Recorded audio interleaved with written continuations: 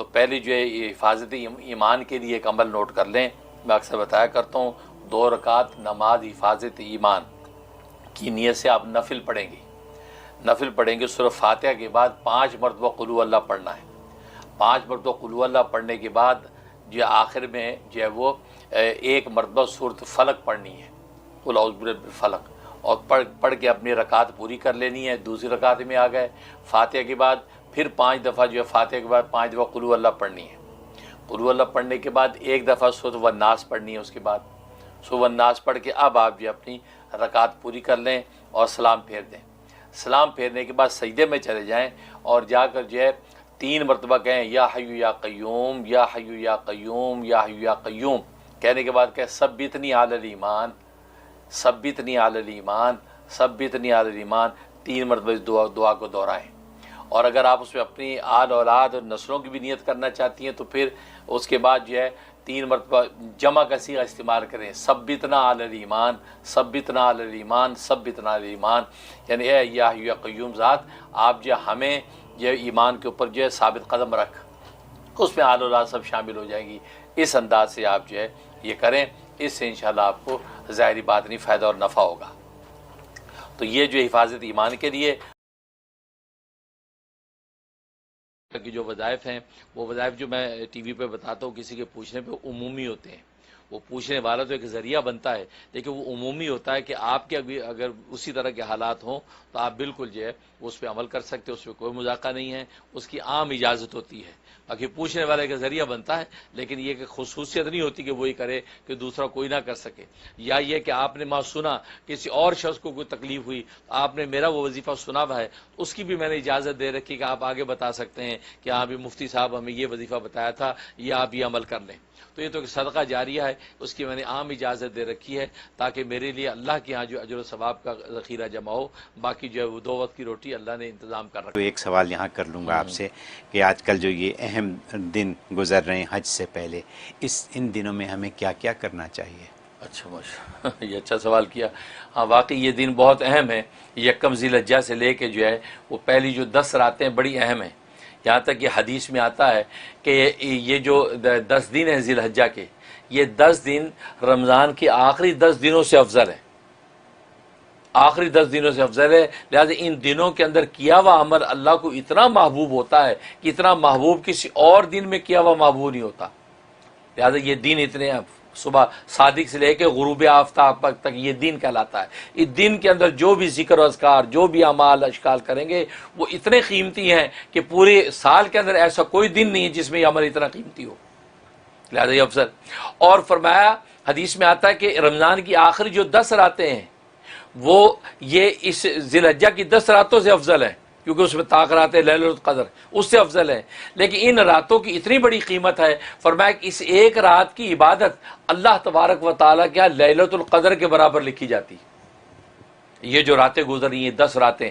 تو اس رات میں عبادت کے لیے آپ کھڑے ہو جائیں گے، عشاء کے بعد جو 2 رکعت نفل پڑھ لیں گے، 1 سپارہ پڑھ لیں گے، تو یہ آپ کو لیلۃ القدر سے بھی زیادہ اجر، لیلۃ القدر کے برابر اجر دیا جائے گا. تو گویا کہ 10 راتوں میں آپ نے عبادت کر لی تو گویا کہ 10 لیلۃ القدر کا اجر و ثواب آپ کو عطا ہوگا. اور ایک لیلۃ القدر کا ثواب آپ جانتے ہیں کہ جناب وہ کتنی بڑی 84 سال کی عبادت سے افضل. اور آپ کو 10 راتوں کو آپ کاؤنٹ کر لیں کتنی بڑی عبادت، اس لیے بڑی اہم ہے. لہذا اس میں جو ہے کثرت سے لا الہ الا اللہ کا ورد کریں، کثرت سے استغفار کریں اور کثرت سے قرآن کی تلاوت کریں اور نوافل پڑھیں، اس کا اہتمام کریں. تو راتوں کے اندر کم سے کم 10 نوافل پڑھنے کا اہتمام کر لیں. بھلے مغرب سے عشاء کے درمیان میں پڑھ لیں، بھلے جو ہے رات سونے سے پہلے 10 نفل پڑھ کے اللہ سے خیر مانگ لیں. اور اسی دن کے اندر جو ہے قرآن کریم کی تلاوت کم سے کم 1 پارہ تلاوت روزانہ کر لیں. اور 500 مرتبہ استغفر اللہ ربی من کل ذنب واتوب الیہ یا استغفر اللہ الذی لا الہ الا هو الحی القیوم واتوب الیہ، یہ 500 مرتبہ. اور لا الہ الا اللہ محمد رسول اللہ، لا الہ الا اللہ، لا الہ الا اللہ، یہ 500 مرتبہ پڑھ لیں. اسی طریقے سبحان اللہ والحمد للہ ولا الہ الا اللہ واللہ اکبر ولا حول ولا قوت الا باللہ العلی العظیم 500 دفعہ پڑھ لیں. اور صلاۃ و سلام درود شریف اللہم صلی وسلم بارک علی محمد وعلی آل محمد، یہ جو ہے یہ آپ پڑھ لیں 500 دفعہ. جو میں درود بتاتا ہوں وہ والا پڑھ لیں، اللہم صلی وسلم وبارک علی سیدنا محمد النبی الامی و آلہ و صحبہ الف الف مرتین، یہ بھی پڑھ سکتے ہیں۔ اور یہ دروشی بھی پڑھ سکتے ہیں، اللہم صلی وسلم وبارک علی محمد وعلی آل محمد کما صلیت وسلمت وبارکت علی ابراہیم وعلی آل ابراہیم انک حمید مجید۔ یہ درود ابراہیمی کو مرج کر دیا ہے، یہ درود ابراہیمی آپ پڑھ لیں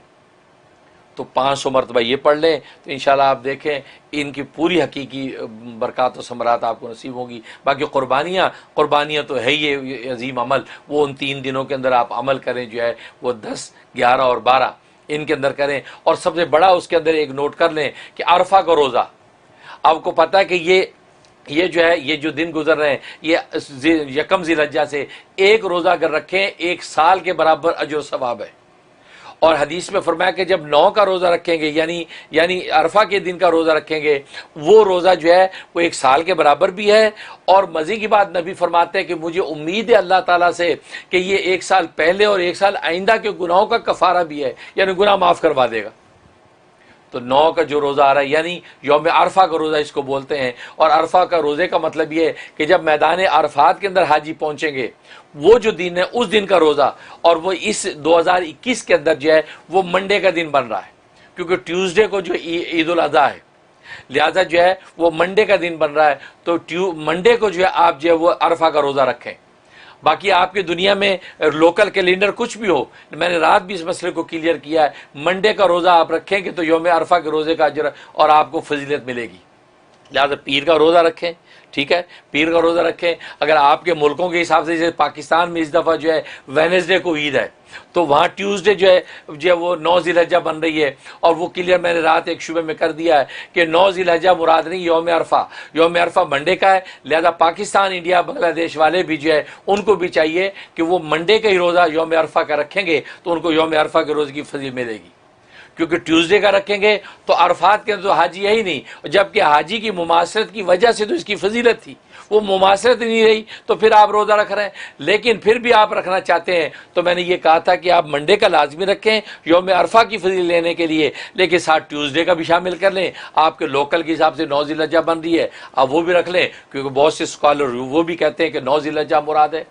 لیکن میں نے تو یہ بات کہی کہ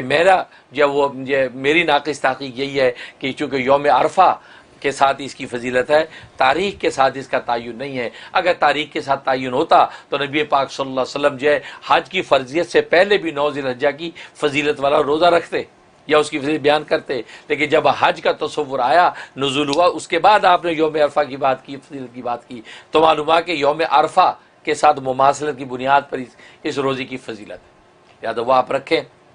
اور اس کے علاوہ جو ہے باقی قربانیاں، اب آگے ایک اور تکبیرات تشریق کا مسئلہ سمجھ لیں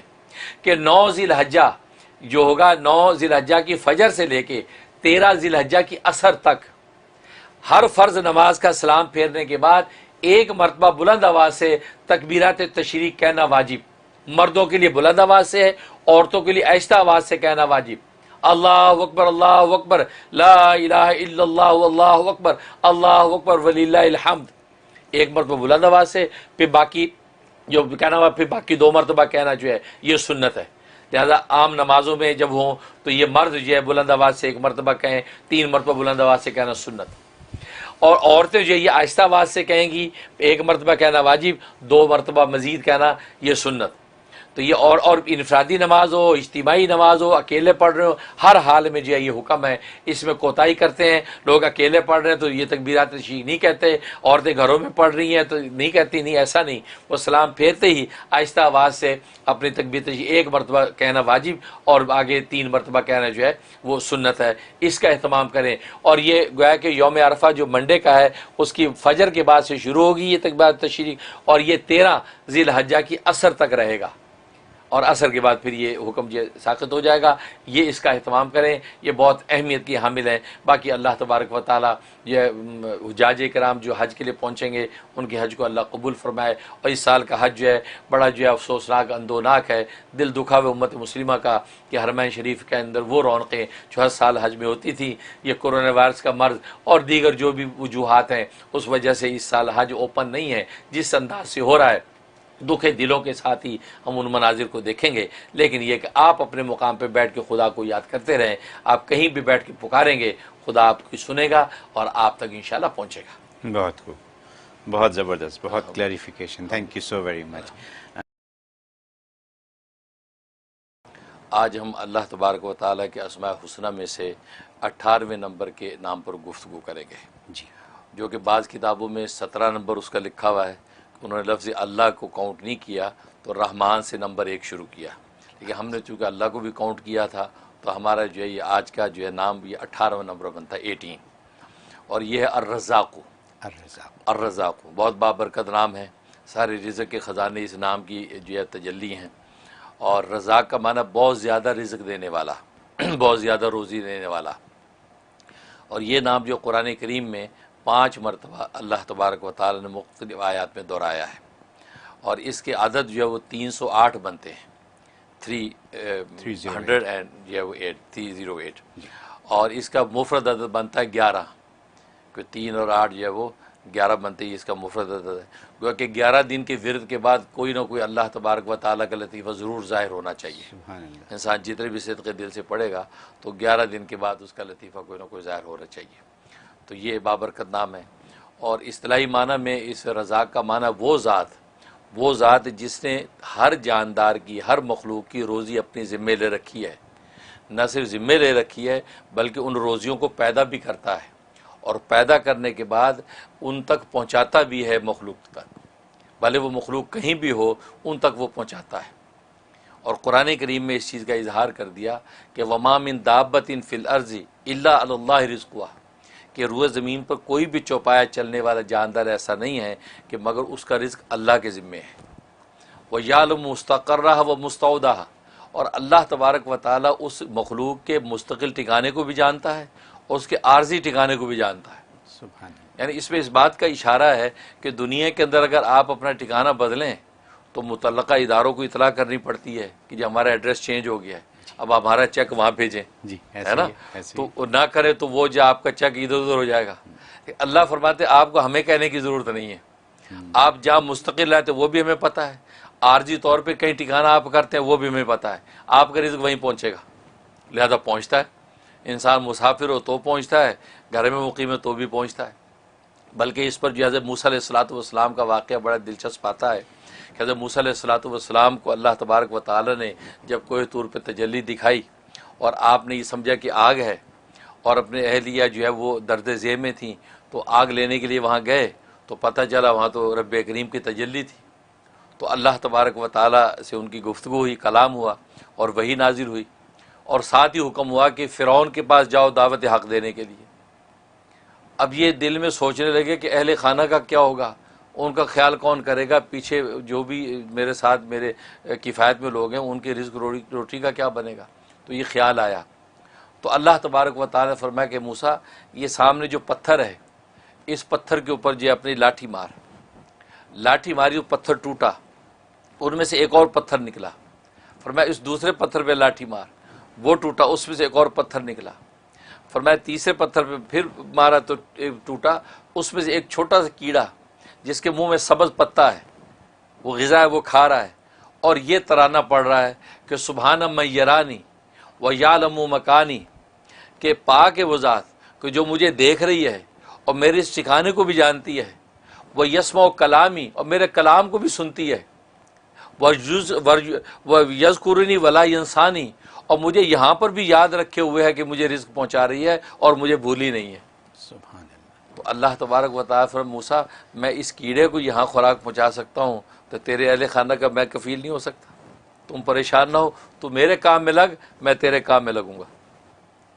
تو مطلب یہ اللہ تبارک و تعالیٰ کے رازقیت کا عالم ہے کہ جہاں بھی ہوتا ہے اسی جگہ رزق پہنچاتا ہے۔ اس لیے علماء نے لکھا ہے کہ رزق کی 2 قسمیں ہیں، ایک رزق خاص ہے، ایک رزق عام ہے۔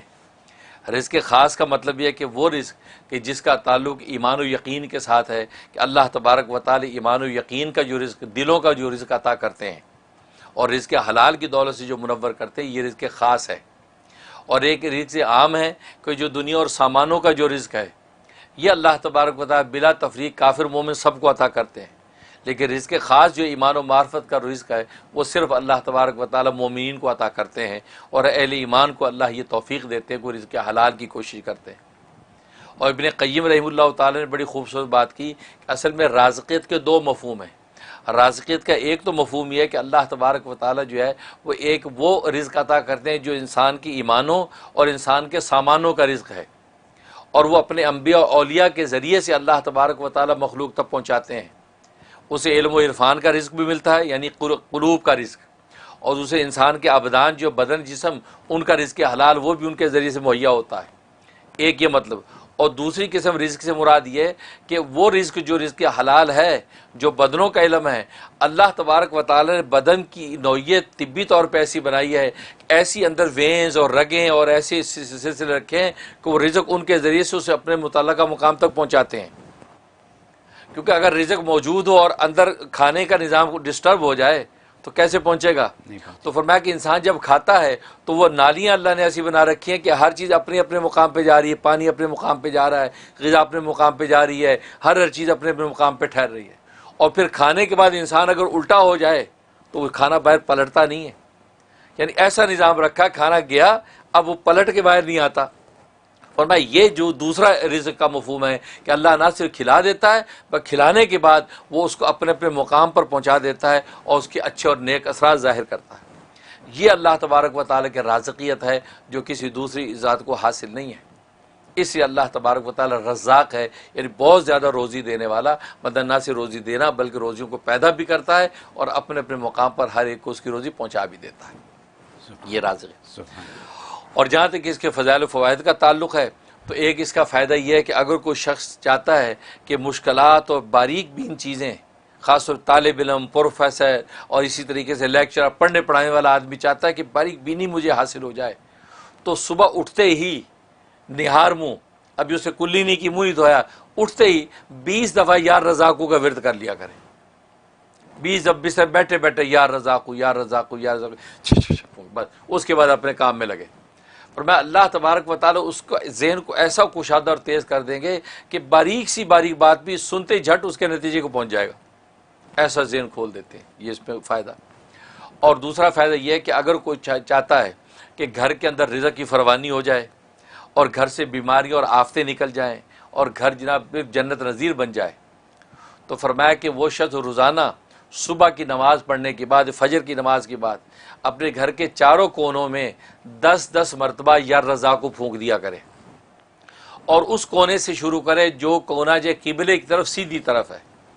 اگر قبلہ ادھر ہے تو سیدھی طرف کا کونا وہ ہے، تو سب سے پہلے اس کونے پہ کھڑا ہو کے یا رضا کو 10 دفعہ پڑھ کے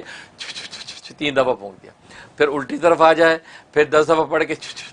اس کے بعد یہ پیچھے کی طرف آ جائے 10 دفعہ، پھر اس طرف، تو گویا کہ چاروں کونوں پہ 10 دفعہ پھونک دیا کرے تو گھر میں رزق کی فراوانی ہو جائے گی، غیب سے رزق آئے گا اور کوئی بیماری گھر میں نہیں ٹھہرے گی۔ ایسا زبردست فائدہ ہے۔ اور تیسرا فائدہ اس کا یہ کہ اگر کوئی چاہتا ہے میں دولت مند ہو جاؤں، مال و دولت ہاتم تائی بنوں، بانٹوں بھی اور اللہ عطا بھی کرے، تو فرمایا کہ وہ شخص جو ہے فجر کی سنت اور فرض کے درمیان 550 مرتبہ 550 ٹائم جو ہے یا رضا کو ورد کریں،